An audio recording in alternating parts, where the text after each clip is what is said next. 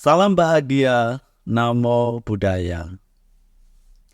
Anak-anak, pernahkah kalian mendengar tentang seorang juara olimpiade yang gemar bermeditasi? Apa sebenarnya pengertian meditasi dalam agama Buddha? Apa saja jenis meditasi dalam agama Buddha? Nah, kali ini kita akan belajar mengenai meditasi dalam agama Buddha.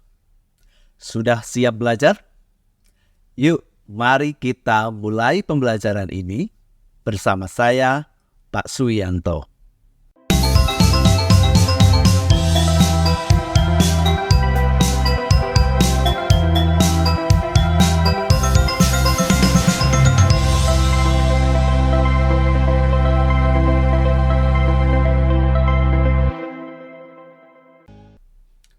Anak-anak, pada zaman sekarang ini, kita hidup di zaman modern dengan berbagai aktivitas. Aktivitas yang kita lakukan merupakan rutinitas yang selalu dijalankan setiap hari dan terkadang menimbulkan kejenuhan atau kebosanan dalam diri kita. Banyak di antara kita menganggap bahwa untuk mengatasi kejenuhan atau kebosanan tersebut bisa diatasi dengan berbagai cara, contohnya berwisata, jalan-jalan, atau yang sering kita sebut dengan healing.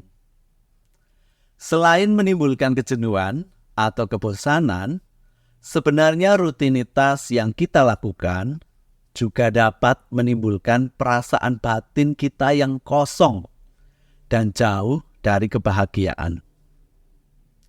Setiap individu memiliki kebutuhan, keinginan, serta permasalahan-permasalahan tersendiri.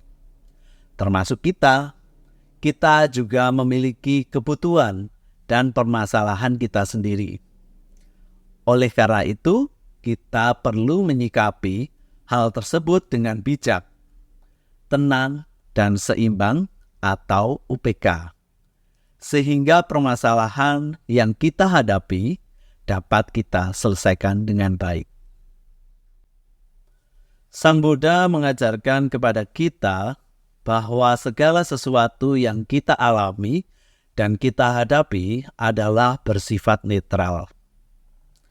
Permasalahan hidup yang kita rasakan timbul karena pikiran kita sendiri. Ketika kita mampu berpikir positif dalam menghadapinya, maka kita akan merasakan kebahagiaan. Begitu pula sebaliknya, apabila kita berpikir negatif, maka kita akan merasakan penderitaan. Sebagai seorang pelajar, dalam proses pembelajaran, tentu saja kalian sering kali mendapatkan tugas untuk dikerjakan. Terkadang hal tersebut membuat seorang pelajar merasa tertekan dan terbebani.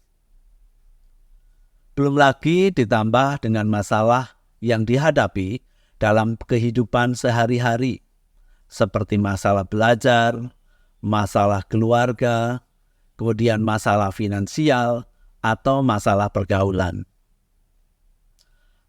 Agar tidak terjerumus ke dalam masalah-masalah tersebut atau hal-hal yang negatif yang diakibatkan permasalahan-permasalahan tadi, maka diperlukan adanya praktik hidup berkesadaran. Salah satunya adalah praktik meditasi.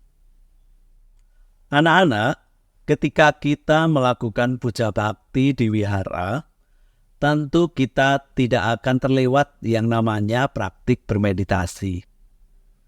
Di dalam Kamus Besar Bahasa Indonesia atau KBBI, meditasi diartikan sebagai pemusatan dan perasaan untuk mencapai sesuatu.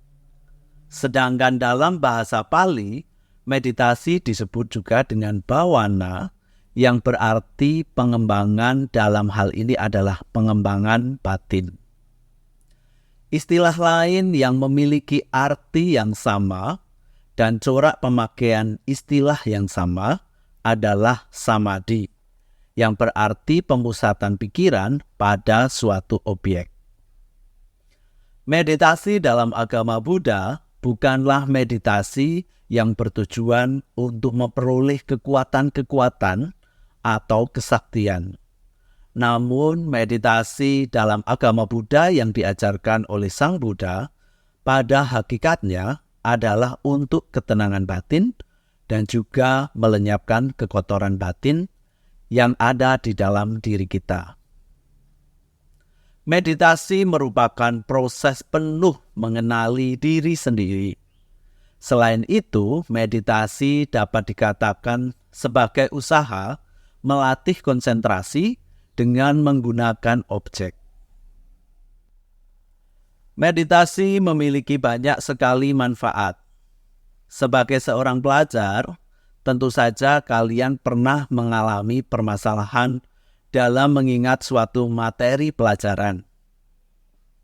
Berlatih bermeditasi ternyata dapat membantu seorang pelajar dalam meningkatkan konsentrasi atau fokus belajarnya. Mengutip dari laman jawapos.com yang terbit pada hari Jumat tanggal 8 Oktober tahun 2021, seorang pelajar bernama Alvaro Vincent Wijaya berhasil meraih juara pertama dalam Olimpiade Matematika se-Asia. Ia menuturkan bahwa salah satu kunci utamanya selain belajar adalah dengan melatih fokus dalam bermeditasi. Wow, sungguh suatu prestasi dan pengalaman yang luar biasa yang patut untuk kita contoh. Di mana ternyata dari pengalaman yang dibagikan tersebut, meditasi menjadi salah satu kunci untuk melatih konsentrasi.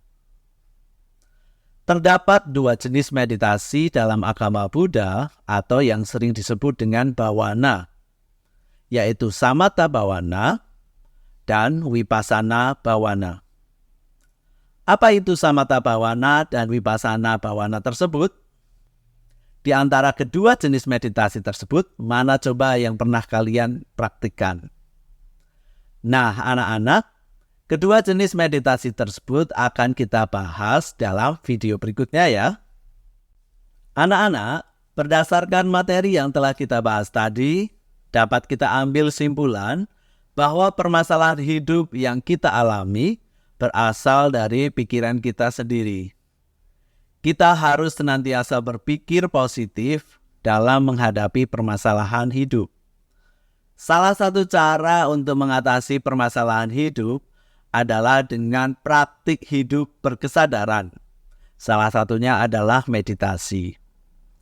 Nah, meditasi bagi seorang pelajar salah satunya bermanfaat untuk meningkatkan konsentrasi atau fokus di dalam belajar.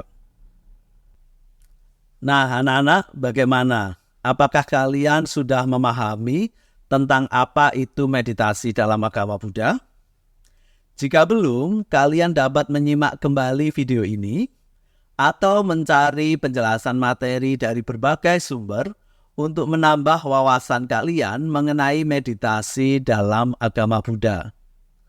Setelah ini, silahkan lanjutkan dengan mengerjakan aktivitas latihan dan menonton video berikutnya tentang perbedaan samatha bawana dan vipassana bawana. Sampai jumpa, salam bahagia, Namo Buddhaya.